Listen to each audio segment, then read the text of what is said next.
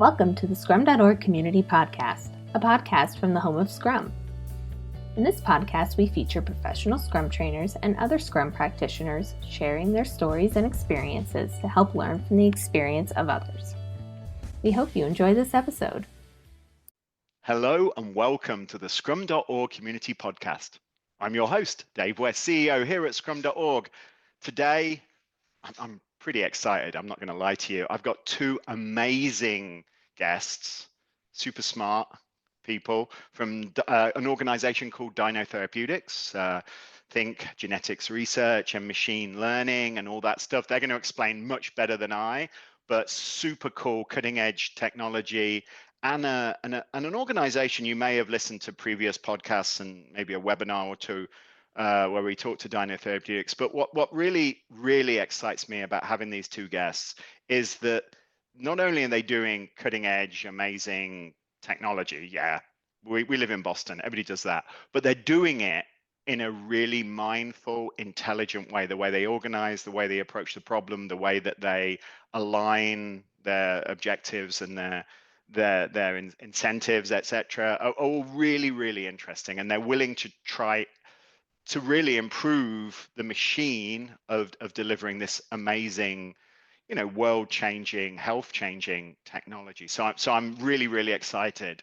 So without too much ado, I guess that was quite a lot of ado, I'd like to introduce Tyson Bertmaring. Oh gosh, I can't. Head of Partner Success. I'm not very good at your surname. Sorry, Tyson. I apologize for butchering it. And Okay. and Adrian, which I did a much better job of. The Chief Scientific Officer and co-founder. Tyson is the Head of Partnership Success at Dynos. Welcome to the podcast, gentlemen. Happy to be here. Happy to be here. Great. And yeah, so all right, so our listeners might not be as connected to what you do, and they don't come out to dinner with Tyson on a regular basis and hear the amazing progress that you're making. So I don't know, maybe Adrian, if you'd like to just say, what does Dyno do, and tell us a little bit about the sort of Dyno story. Yeah, so at Dyno, we're a startup working in gene therapy. And what we do in gene therapy, the goal of the field really is to create a new class of medicines that are able to really intervene down into the code of life, like change the genetic information inside of cells in order to have an impact and help treat and ideally cure diseases. And what's interesting there is, we're several decades into the genetics revolution. We've been able to identify for many diseases exactly what's wrong. And then it took decades to build tools to go intervene on the problem, to actually be able to act on the problem. One example of those tools that I'm sure you've heard about is CRISPR. This one example of those tools. And then really one of the challenges is actually getting the tools in the right place and getting them to actually deliver them in the right place. And what we do at Dyno is we are focused on that problem. Practically what this means, that the challenge is actually quite large depending on the tool. So it's like the right analogy maybe is you bought this like amazing piece of technology for your house or your office, and it's much bigger than the doors and the stairs, and you have to get it in place. And for it to work, it has to be delivered in just the right place.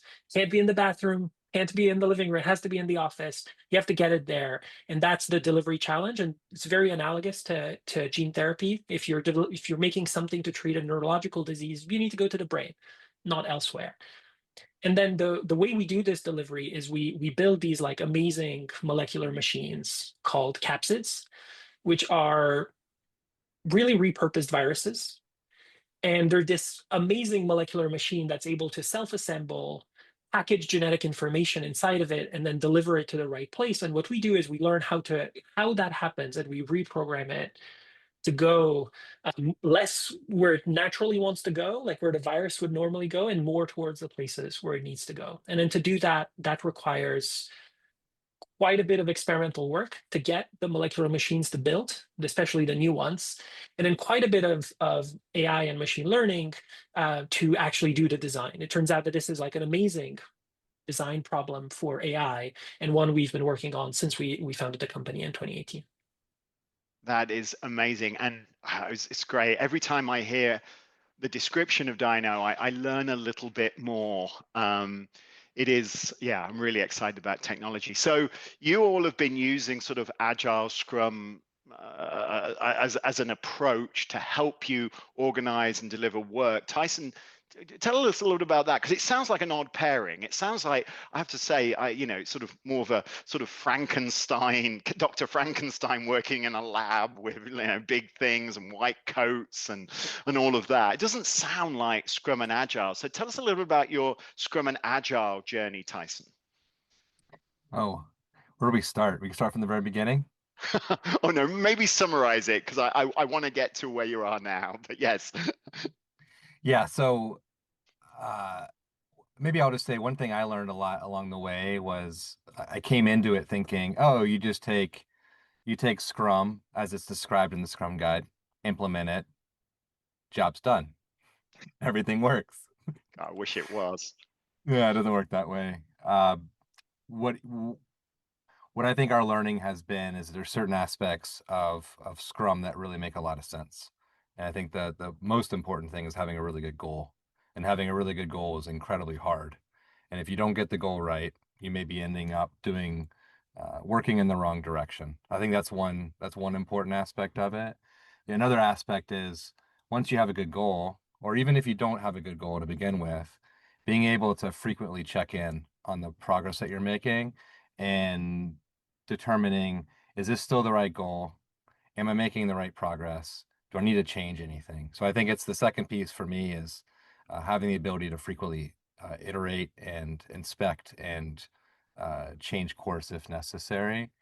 And I think what goes along with that is the ability to learn, like having the organization that's okay about um, pausing and learning from what we're seeing. And so being open to have those sort of conversations, I think is important as well. Maybe those are the two things for me, goals and having the ability to frequently iterate. And then I think from there, it goes into how you organize. And I think Adrian can probably talk a lot about how he had the courage of really ripping off the Band-Aid. We were trying to accomplish these things with a lot of dependencies, like trying to operate with some of the principles of Scrum, but still kind of keep this like factory model where you're handing off work. And then Adrian was the one with the courage really to say, hey, let's actually do something about this, and let's rip the Band-Aid off, and let's move into self-organizing teams around product goals. And maybe Adrian, you can talk about, that you did that, I don't know, a year and a half ago. Maybe you can talk a little bit about that change that you had the courage to make, and then maybe talk a little bit more about where we've come. Happy to get into that. I think the thing that's helpful to raise is, in bio R&D, which is what we're doing, like in many fields, you're often trying to find this like balance of what are you doing in a product mode, what are you doing in a functional mode. And one of the lessons for us maybe was, if it doesn't feel right, like keep looking, even if it's frustrating to have to keep trying. But part of that is acknowledging that where it doesn't fit right, you might want to look for something better. For us, one thing that really felt like a great fit for the organization, where we were at and the types of goals that we were pursuing, soon working on the second year, was bringing this like very product focused team structures to our work, which was unusual, especially given the breadth of different expertises that have to be on the same team. So we were building a scientific team that mixes folks who spend all day on the computer analyzing data, folks who spend all day in the lab doing experiments, folks at different levels of seniority, from senior scientists to junior lab associates, and so we all bring a very different impact to progress on the goals. We really put them all in one team and ask them like, hey, work together to achieve the right goal. And part of that is also having the right functional infrastructure support teams whose goals are not product goals, but we call these service goals. Like they're there to support the actual execution that's run by the product teams. But really, the product teams are the ones that are ultimately directly responsible for company level goals. And maybe it's helpful to flesh out kind of like how that plays out in action, because I think I'd say we have like three like altitudes that like really the magic is how the three altitudes work together to line up for progress, and not get too obsessed about specific calendar dates or specific like timelines, but ultimately achieving the outcomes that matter most. Yeah, So so let me see if I get this right. So basically, you've built these cross-functional teams aligned to the goals that have come out some sort of planning process, which I'd love to talk about in more detail. Those teams are then supported by in this thing called team topologies. They're called enablement teams or enabling teams, whose purpose is to provide services and capabilities from an organization point of view that can support these cross-functional teams that might not have everything but have almost everything to deliver on the goal. Is that right? Would that sort of summarize it? yes, Yeah. and to have the right picture in your mind, most of the organization is in the product teams. Oh, And the that's enabling awesome. teams are about a third of the organization, and really actually in two areas. Like one is computational engineering, where it's we do want one shared database for all of our data. We want one shared computational environment. It makes sense. We want to actually impose cohesion. And then also the other one is really a specialized craft in our part of biology, which is the production of large scale preparations of these capsids, which is a really specialized skill that's valuable to have integrated as one team. And actually, that was a lesson we learned from experience. We initially tried it to see like, hey, let's put that all out in the product teams. And it was working, but it was working okay. And then the feedback from the teams was like, hey, we should probably pull this back out. And we did. Yeah. I'll add to that. We also have services that come from the administrative side of the company as well, whether it's HR, operations, IT, facilities, that sort of thing. Yeah, that makes sense. So it's funny you say that. So I was fortunate enough to go to a lot of different car manufacturers. It's like you've got to have a dedicated paint shop. You can't distribute it across all the lines because it just doesn't make sense, because the robots that paint are apparently who knew that painting's actually really hard, right? I just thought you just sort of like threw some stuff at the car, but apparently it's a lot more complicated than that, and it has weight and it's all very complicated. So you have that, and that's true of the capsid, machine, as it were. So that makes a lot of sense, and balancing that. So I'm really curious. Okay, so you were gonna, and I sort of cut you off just to bring our listeners up to speed and sort of summarize, but you were going to take us through like the goal as it works through this journey, Adrian, I think, before I cut you off. Yeah, so let me tell you the sort of three altitudes we work at. The highest altitude is where we have the product goals, and those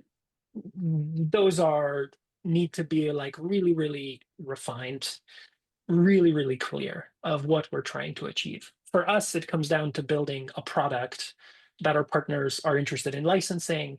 And the reason they're interested in licensing is because they can take that delivery capability to build new drugs that they wouldn't be able to make otherwise. And there's a lot of effort that has to go in understanding precisely what are the aspects of that product that matter.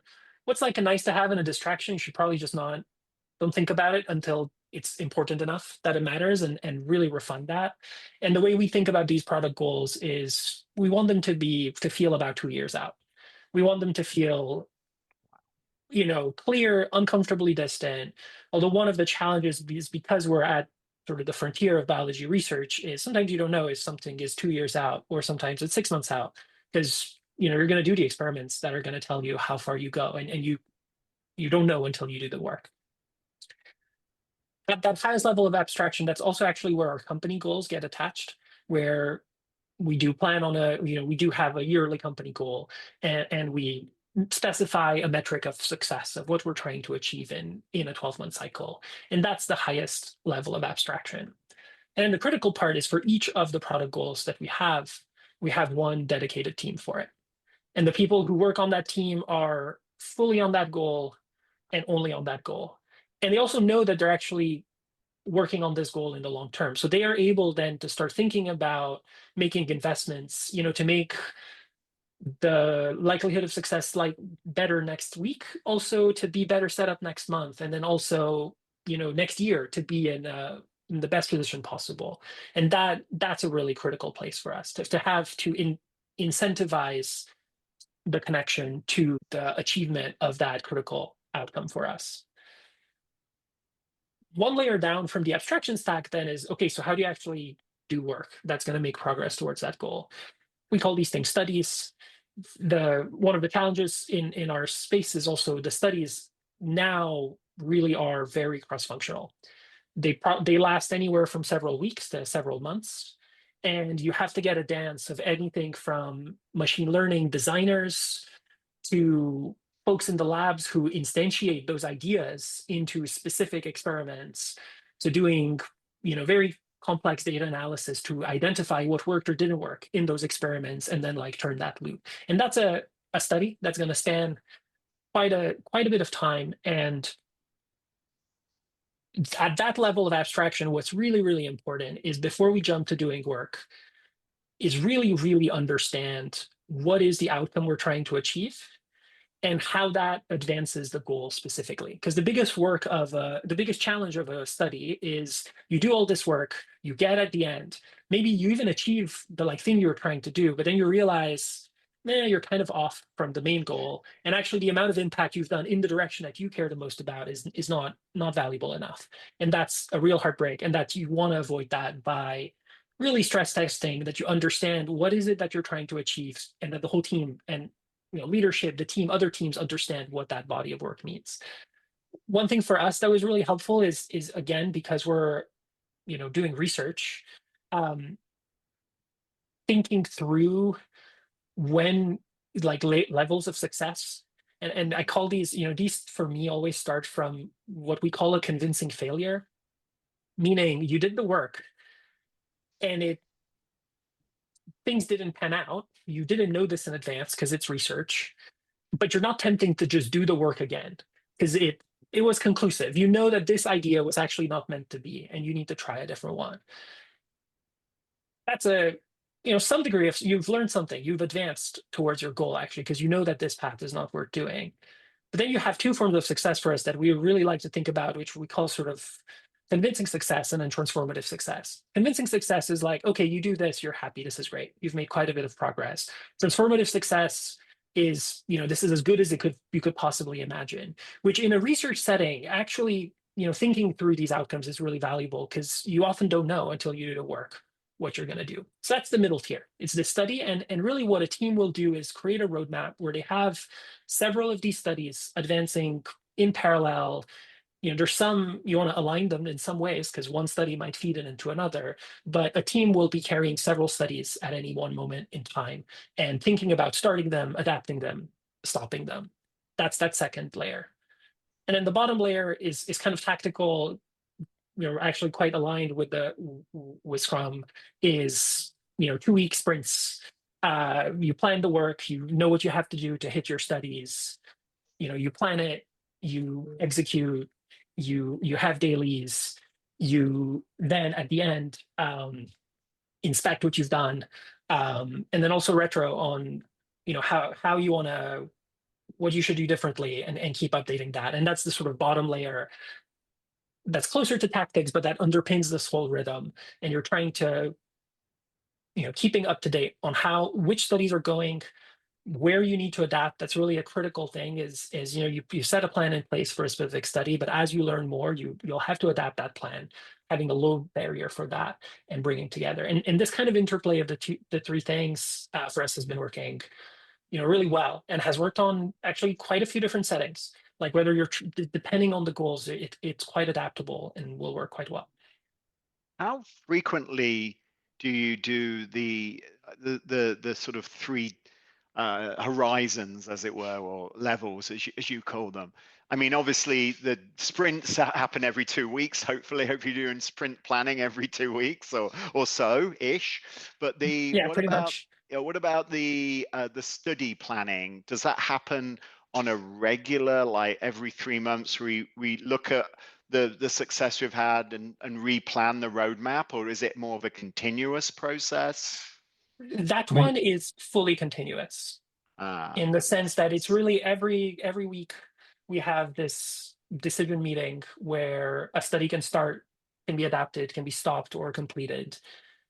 Like anyone who you need from leadership to team members can attend that meeting. We call it the forum, and that's where studies like start or change. And that one, because the one at the top is actually fairly constrained because it's tied to Yeah. company goals and it is kind of updated on a at least 6 months cadence, that's pretty fixed. And then the 2 week one is fixed. I think actually keeping the middle one like really loose, really adaptable is really good, because you want to be able to react to new information, and part of it is it's creating kind of that interactive playground. You yeah, do yeah. know. Let me. Oh, sorry, Tyson.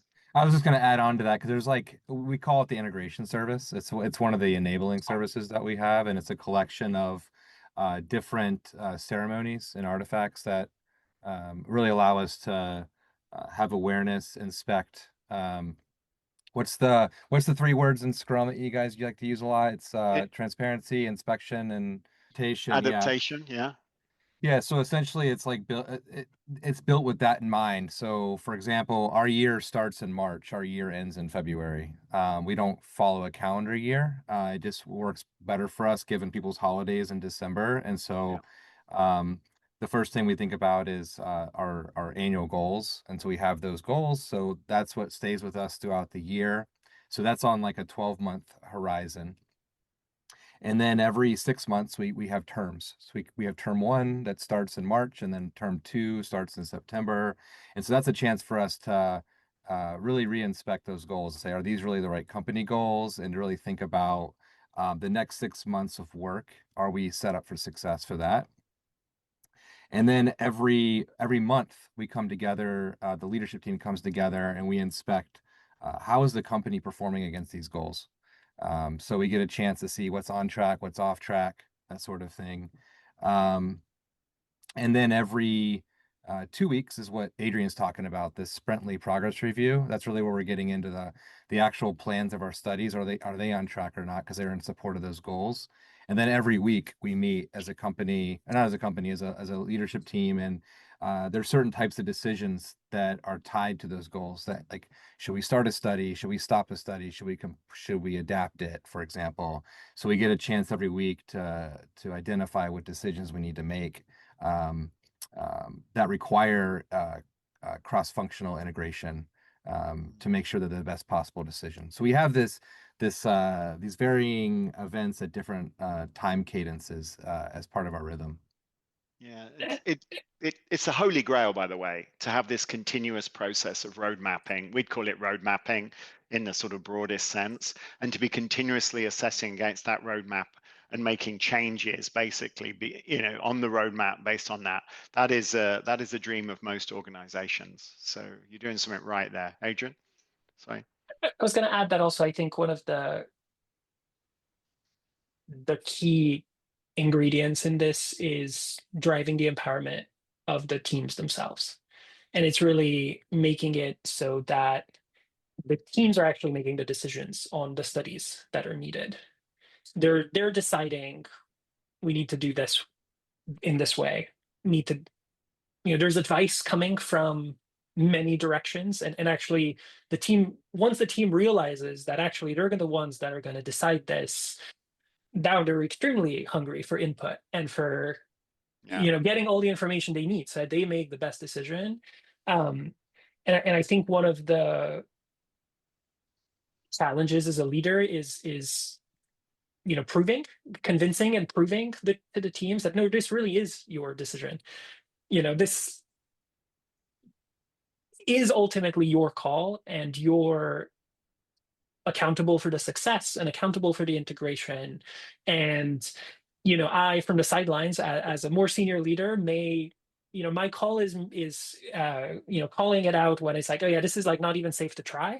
But if it's safe to try, you're good to go. And you're accountable if it worked out for the impact that was had, or the need to adapt when new information surfaces.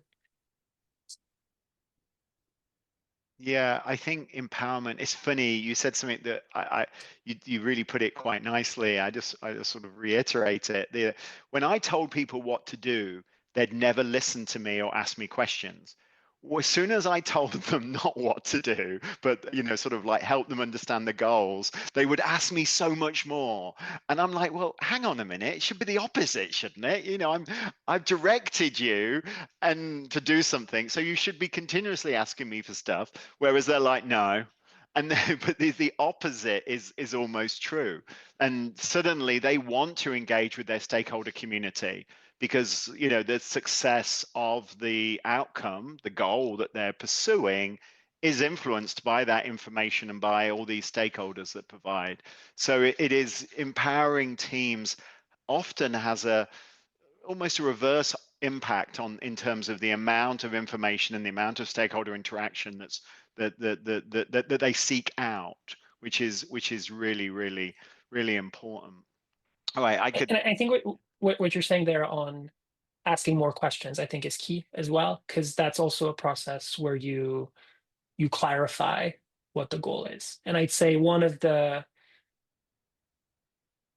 most important principles for us is everyone should really, really feel like they must, and also they deserve to, like, have kind of absolute clarity over the goal and why that's the goal, why that's pursued, because then that ultimately underpins the commitment, the willingness to work like really hard to achieve a really hard goal, and the willingness to push, to be adaptable, and to work together as a team. And that's one of the things we've seen as being the most valuable places to insist on, creating that clarity. And so that means that as leaders, yourselves, you have to spend a lot of time clearly describing and communicating the goal. As new people come into the organization, it is your responsibility to keep refreshing how it's communicated, even though you've said the same thing and you feel like a million times. Is that something that you feel as well? I mean, that's what you spend your time. Yeah. I mean, one of the things we do, like I was saying earlier, we have this monthly business review every month where the leadership team gets together and inspects our goals. The output of that actually goes to the next company meeting. So we have company meetings every few weeks. And so that's a chance where we get to get in front of the company and talk about where we believe we are with the goal. And so it's a chance to reinforce the importance of it, but also the progress towards it. That's awesome. And I think that often people get a little frustrated, when they're trying to introduce this way of working, they're trying to empower teams. They say to me, I've got a poster that says empowered. Why aren't people empowered? And they're only empowered if they have clarity of the goal and the psychological safety, or safety in general sense as well.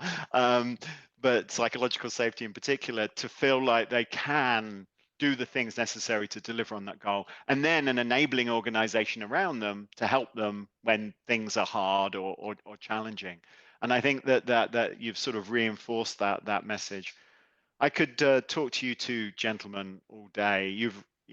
I'm so proud of being a little part of this, from my working with Tyson back in the day, and hearing the adventures that you've been on. So thank you for that. So the last thing, I think, our listeners are listening to this, and maybe they're in a functional organization, and they're sort of wrestling with this. How do we align to more goals, outcomes, and the like? You've realigned, you've reorganized, You've basically aligned to goals, you've empowered teams, you've created this culture of, sort of like push down decision making, this culture of continuous inspection and adaptation through transparency.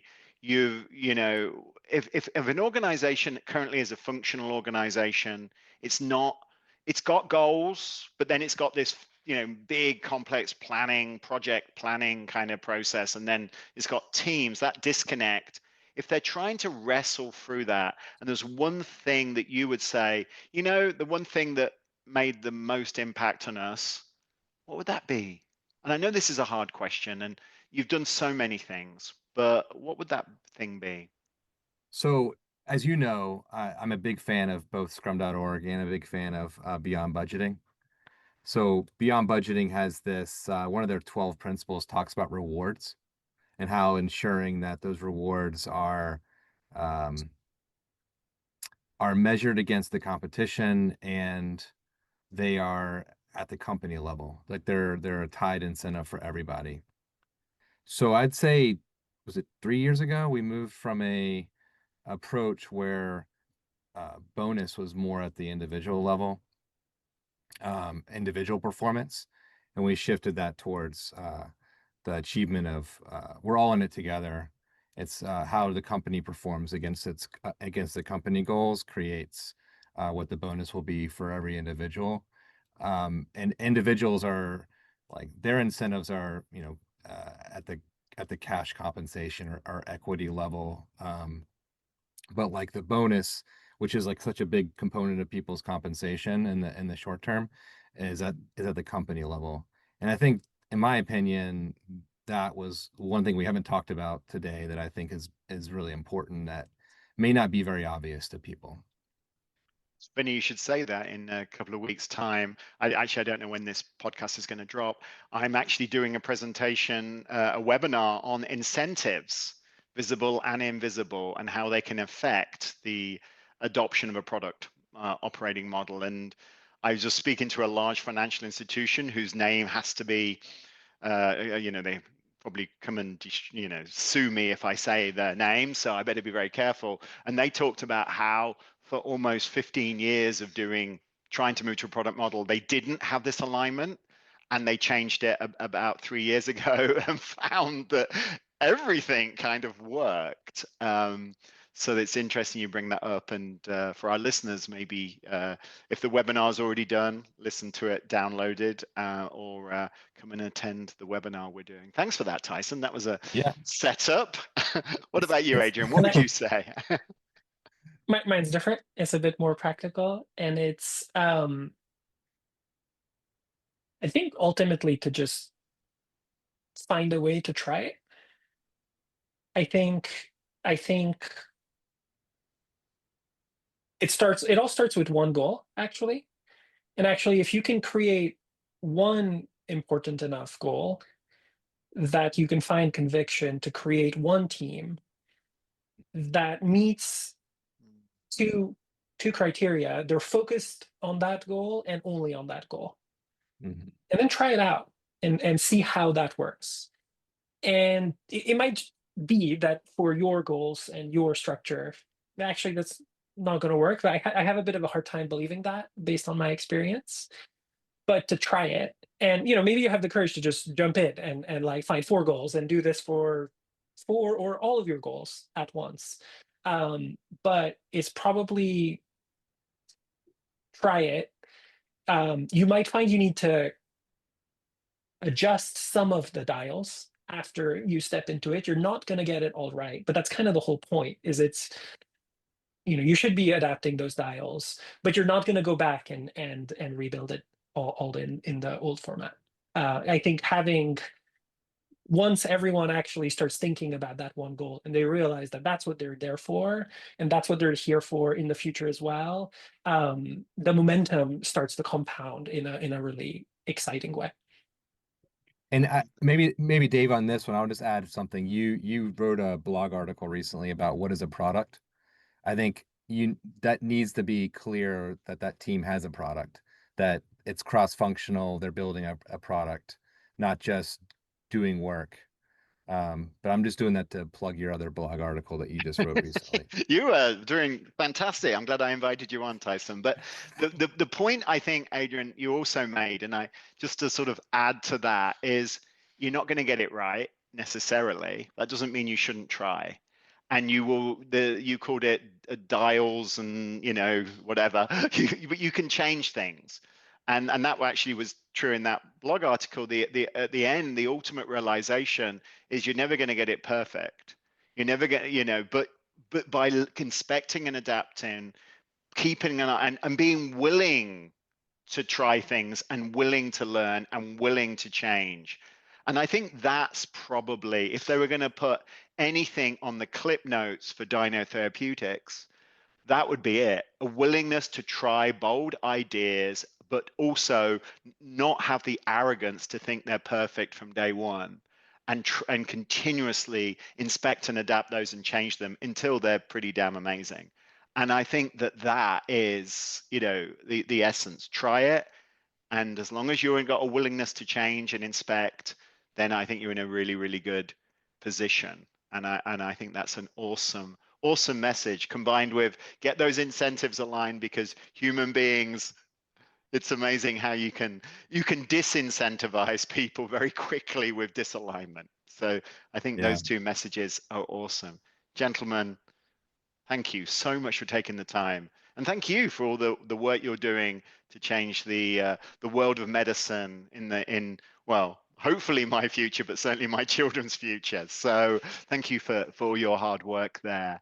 And thank you for listening to today's Scrum.org community podcast. I was very lucky to have two amazing guests, Tyson and Adrian from Dyno Therapeutics, talking about the journey that they're on and how they ultimately are aligning their organizations to these product goals, to these product teams, and building cross-functional teams, continuously inspecting and adapting, and ultimately solving some of the world's and nature's most complicated and hard problems on a day-by-day basis, or at least one sprint at a time. If you liked what you heard, please subscribe and share with friends, and of course, come back and listen to some more. I'm lucky enough to have a variety of guests talking about everything in the area of professional Scrum, product thinking, and of course, Agile. Thank you, everyone, and Scrum on.